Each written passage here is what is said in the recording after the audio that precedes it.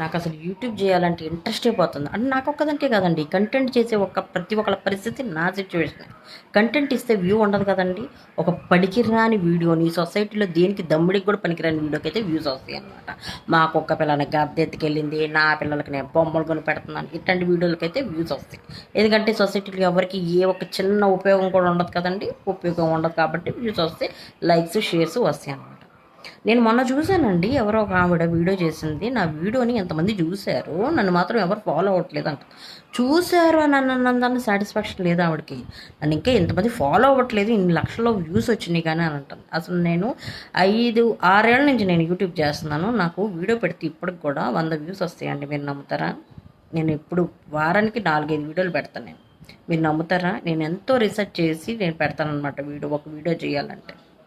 అలాంటి వీడియోస్కి వ్యూస్ రావు. అసలు ఈ వీడియో కూడా వెళ్ళిద్దో లేదో నాకు డౌట్ అనమాట. వెళ్ళదు.